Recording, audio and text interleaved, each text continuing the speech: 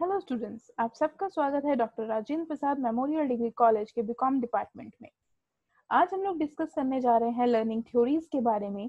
कितनी तरीके की लर्निंग थ्योरीज होती हैं और आपके ह्यूमन डेवलपमेंट वाला जो सब्जेक्ट है उसमें इसकी क्या इंपॉर्टेंस है, क्यों इसको बीकॉम के कोर्स में इंक्लूड किया गया है, इसके बारे में हम डिस्कस करने की कोशिश करेंगे। Let's start our video. इस टॉपिक में आज हम पढ़ने वाले हैं क्लासिकल कंडीशनिंग के बारे में। क्लासिकल कंडीशनिंग आपका दो चीजों के ऊपर बेस्ड है। पहली है ये आपकी घंटी और दूसरा है ये डॉग का खाना। मतलब कि ये दोनों चीजें मिलके आपस में क्लासिकल कंडीशनिंग की थ्योरी को प्रेजेंट करती हैं। दूसरे शब्दों में अगर कहा जाए तो क्लासिकल कंडीशनिंग की पूरी थ्योरी, कंप्लीट थ्योरी बेस्ड होती है आपकी इस घंटी के ऊपर और ये डॉग के खाने के ऊपर। एक्सपेरिमेंट को समझने की कोशिश करते हैं कि पूरी आपकी क्लासिकल कंडीशनिंग थ्योरी क्या कहना चाहती है। स्क्रीन पे आप लोगों को एक डॉग की इमेज दिख रही होगी जिसको कि बांधा गया है। दैट मीन्स इसके ऊपर एक एक्सपेरिमेंट चल रहा है। एक्सपेरिमेंट क्या चल रहा है आप लोगों का कि डॉग की, पहले अगर इमेज की बात करें, बेसिकली अगर फोटो की बात की जाए तो यहाँ पे आपको एक डॉग नजर आ रहा है, राइट। डॉग के सामने एक स्क्रीन लगाई गई है जिस स्क्रीन पे उसे खाने को दिखाया जाता है। उसके नीचे एक बाउल रखा हुआ है जिसमें डॉग के मुंह में जो लार बनती है खाने को देख के उसको यहाँ पे कलेक्ट किया जाता है। साथ ही साथ एक यहाँ पे सिलेंडर फॉर्म में आपको एक चीज दिख रही है जिसके अंदर रिकॉर्डिंग होती है। रिकॉर्डिंग क्या की जा रही है? रिकॉर्डिंग ये करते हैं कि कित स्पीड से कितनी ज्यादा फॉर्मेशन एक डॉग के मुंह में सलाइवा की होती है, एक लार की फॉर्मेशन किस स्पीड से होती है, इसको यहाँ पे देखा जाता है। ओके, तो यहाँ पे बेसिकली क्या किया गया, यहाँ पे एक डॉग के ऊपर एक्सपेरिमेंट किया गया जिसके सामने जब खाना लाया जाता था और उसका रिजल्ट उसके सलाइवा फॉर्मेशन पे कैसा पड़ता था, बेसिकली यहाँ पे वो एक्सपेरिमेंट किया जा रहा था। अब देखते हैं कि एक्सपेरिमेंट पूरा क्या कहना चाहता है। एक्सपेरिमेंट आपका 3 पार्ट में बांटा गया है। सबसे पहला है बिफोर कंडीशनिंग, मतलब कि एक्सपेरिमेंट करने से पहले का नतीजा क्या देखा गया था।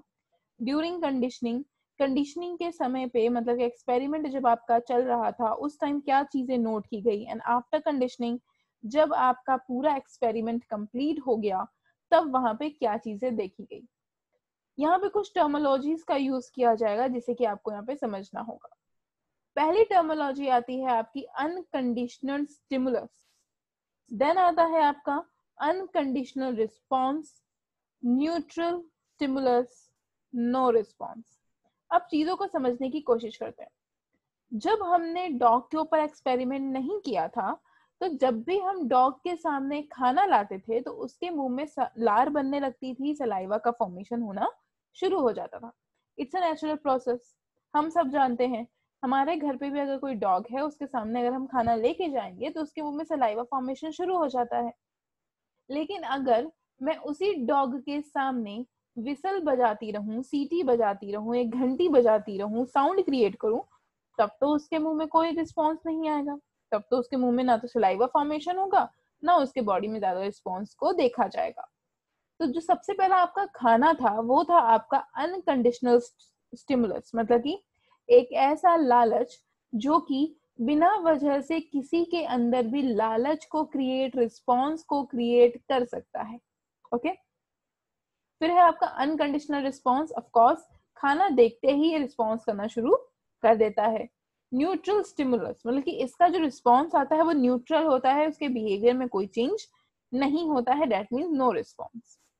ये तो एक्सपेरिमेंट के पहले की बात होगी कि अगर हम डॉग के सामने खाना लेकर गए तो उसके मुंह में लार बनने लगती है, सलाइवा का फॉर्मेशन शुरू हो जाता है। एंड अगर हम घंटी बजाते रहते हैं, सीटी बजाते रहते हैं, तो उस टाइम पे वो कोई भी रिस्पॉन्स नहीं करता।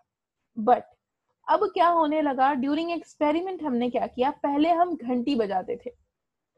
जैसे ही घंटी बजाते थे डॉग के सामने वाली स्क्रीन पे खाना दिखना शुरू हो जाता था।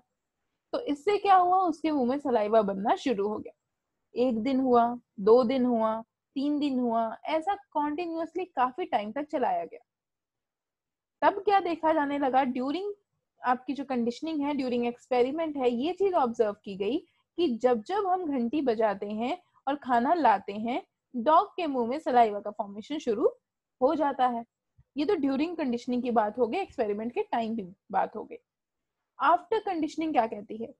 आफ्टर कंडीशनिंग का रिजल्ट क्या निकला, मतलब एक्सपेरिमेंट होने के बाद जब हमने रिजल्ट कैलकुलेट किया तब ये निकल के सामने आया कि अब जैसे ही सीटी बजाई जाती थी वैसे ही डॉग के मुंह में लार बनना चालू हो जाता था, आपका जो सलाइवा है उसकी फॉर्मेशन होनी शुरू हो जाती थी। अब देखिए before conditioning and after conditioning के बीच में डिफरेंसेस। बिफोर कंडीशनिंग में क्या था कि हम पहले सीटी बजाते थे, डॉग में नो रिस्पॉन्स, कोई रिस्पॉन्स नहीं करता था। बट अब क्या होने लगा, जैसे ही सीटी बजती थी वैसे ही डॉग के मुंह में सलाइवा फॉर्मेशन होने लगता था। वजह ये थी कि उसको आदत हो चुकी थी कि घंटी की आवाज सुनते ही खाना सामने आ जाएगा, तो उसे ये लगता था कि जब जब घंटी बजेगी तब तक उसके सामने खाना आता जाएगा। राइट, ये आपका पूरा एक्सपेरिमेंट था जो कि यहाँ पे बताया गया। अब इसमें कुछ टर्मिनोलॉजीज बेसिकली यूज की गई हैं जो मैंने अभी वर्ड्स बोले आपके। सबसे पहला है आपका अनकंडीशनल स्टिमुलस।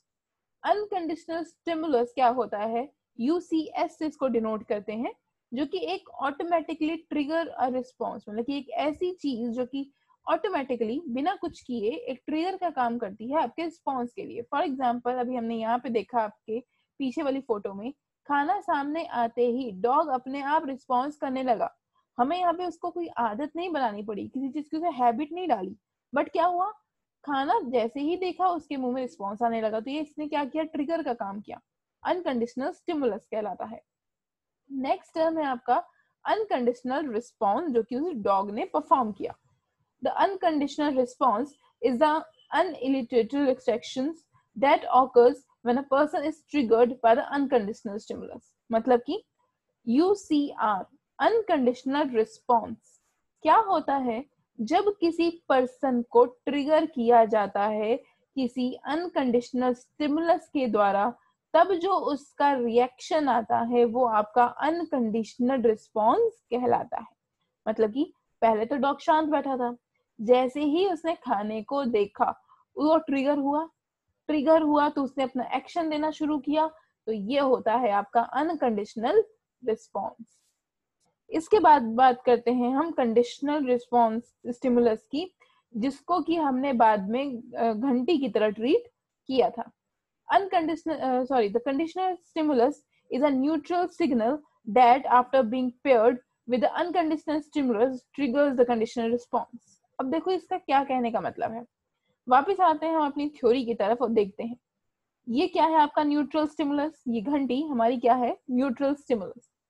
पहले बजने पे कोई रिएक्शन नहीं था, लेकिन जब मैंने इस न्यूट्रल स्टिमुलस को कंबाइन किया, जोड़ दिया, किसके साथ, अनकंडीशनल स्टिमुलस के साथ, घंटी को मैंने खाने के साथ जब जोड़ दिया तो इसका रिएक्शन ये निकला कि ये क्या बन गया आपका, कंडीशनल स्टिमुलस बन गया। मतलब कि अब घंटी की आवाज सुनते ही डॉग के मुंह में सलाइवा का फॉर्मेशन तेज हो जाता था। यही चीज है आपकी कंडीशनल स्टिमुलस, मतलब कि कोई न्यूट्रल चीज को जब हम कंबाइन कर देते हैं अनकंडीशनल स्टिमुलस के साथ, तब वो क्या बन जाती है, आपकी अनकंडीशनल स्टिमुलस में क्रिएट हो जाती है। नेक्स्ट टर्म है आपका condition response. The condition response is learn response to the neutral signals. अभी क्या होता है, कंडीशनल रिस्पॉन्स एक तरह का सीखा हुआ, लर्न किया हुआ रिस्पॉन्स है, जो कि एक न्यूट्रल सिग्नल के द्वारा दिया जा रहा है। पहले घंटी बजती थी, नो रिस्पॉन्स, लेकिन अब जब घंटी बजती है तब वो क्या करता है, कंडीशनल रिस्पॉन्स देता है, मतलब कि एक सीखा हुआ रिस्पॉन्स देता है जो उसने अपने एक्सपेरिमेंट के दौरान चीजों को सीखा था। अब बात की जाती है अगर एक्सपेरिमेंट को बेसिकली 3 लेवल्स में बांटा गया है। सबसे पहला है बिफोर कंडीशनिंग, जो अभी हमने डिस्कस किया, जिसमें कि UCS is equal to UCR, that is unconditional stimulus बराबर होता है अनकंडीशनल रिस्पॉन्स के। मतलब कि जब जब हम स्टिमुलस दिखाते हैं तब तक रिस्पॉन्स सामने आता है, तो दोनों एक दूसरे के बराबर था। न्यूट्रल जो स्टिमुलस दिया जाता था वो equal to unconditional stimulus consider नहीं किया जा सकता, क्योंकि घंटी की आवाज पहले स्टेज में फर्स्ट कंडीशन में न्यूट्रल थी, जीरो थी, जो कि कभी भी अनकंडीशनल स्टिमुलस के बराबर नहीं हो सकती, क्योंकि खाने को देख के ही डॉग के मुंह में लार आती थी, घंटी को सुन के उसके मुंह में लार नहीं आती थी। नेक्स्ट स्टेज आपकी वही फर्स्ट स्टेज को दोबारा वही एक्सप्लेन किया गया, unconditional response, neutral stimulus and no response. अब बात करते हैं एक्सपेरिमेंट की सेकंड स्टेज की। सेकंड स्टेज के दौरान क्या हुआ, यहाँ पे आपकी जो सीटी थी और खाना दोनों को एक साथ मिला के दिया गया, मतलब कि न्यूट्रल स्टिमुलस एंड आपका अनकंडीशनल स्टिमुलस को जब मिला के दिया गया तो रिस्पॉन्स आपका अनकंडीशनल रिस्पॉन्स यहाँ पे रिसीव होता था। लास्ट स्टेज है आपकी आफ्टर कंडीशनिंग, मतलब कि लास्ट स्टेज कहती है जब एक्सपेरिमेंट वगैरह सब कुछ हो गया तब रिजल्ट निकल के ऑफ कोर्स वही आता था, कंडीशनल स्टिमुलस बजते ही, घंटी बजते ही इसके मुंह में लार का फॉर्मेशन शुरू हो गया था। Thank you. बट एक बार इसकी रिवीजन, क्विक रिवीजन करते हैं, देन वीडियो को क्लोज करेंगे। हमने डॉग का एग्जांपल देख लिया, खाने का एग्जांपल देख लिया, घंटी का एग्जांपल देख लिया, राइट? ये तो वो थ्योरी थी जो कि हमने लर्निंग में सीखनी थी। अब बात करते हैं उस कॉन्सेप्ट की जो आपको ये बताती है कि आखिर क्यों जरूरत है हमें इस थ्योरी को पढ़ने की। दैट मीन्स इस थ्योरी की नीड क्या है वो जरूरत जिसकी वजह से ये बहुत इंपॉर्टेंट हो गया है हमारे लिए बीकॉम में पढ़ना। ठीक है, अब इस कॉन्सेप्ट को समझते हैं। बीकॉम में जो हम सब्जेक्ट पढ़ रहे हैं वो सब्जेक्ट क्या है आपका? ह्यूमन बिहेवियर है, राइट? ह्यूमन बिहेवियर का कॉन्सेप्ट हम यहाँ पे पढ़ रहे हैं।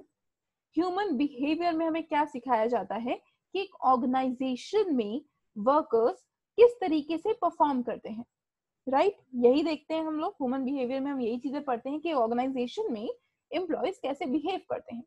अगर यहाँ पे बात की जाए आपके इस कॉन्सेप्ट की, ये जो हमने अभी तक एक्सपेरिमेंट यहाँ पे आपका पढ़ा कि जो भी आपकी थ्योरीज थी, जो भी रिस्पॉन्सेज आ रहे थे वो क्या थे क्या नहीं, हमने बेसिक तो पढ़ लिया कि डॉक्टर एक्सपेरिमेंट हुआ, लार बनती थी एंड दैट्स इट।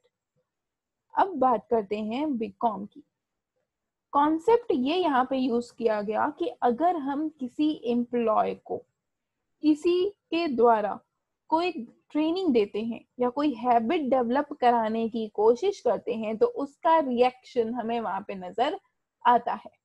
ठीक है, जैसे कि डॉग के केस में हो रहा था कि आप जितनी भी सीटी बजा लो वो वर्क परफॉर्म नहीं कर रहा था। एग्जाम्पल लेते हैं इसी चीज से, अगर हमारी कंपनी का एम्प्लॉय है, ठीक है, हमने उसे टारगेट दिया बट वो टारगेट यहाँ पे रिसीव नहीं करता। ठीक है, अब हमने ये बोला कि जब हम तुम्हें सैलरी देंगे तभी तो तुम काम करोगे, राइट? जब हमें सैलरी टाइम पे मिलेगी तभी वो क्या करेगा? काम करने की कोशिश करेगा। तो इस चीज को आप समझो, अगर हम उसका जो सैलरी है उसको कहीं ना कहीं किसी ऐसी चीज से जोड़ दें जो पहले उसे रिएक्ट नहीं करती थी, जैसे कि टाइम। टाइम क्या था? घंटी बजी, छुट्टी, चले जाओ, कोई काम नहीं हुआ। अब अगर ये बोल दिया जाए कि 5 बजे से पहले पहले अगर आपने इतना काम कर लिया, अपना टारगेट रिसीव कर लिया, देन हम क्या करेंगे?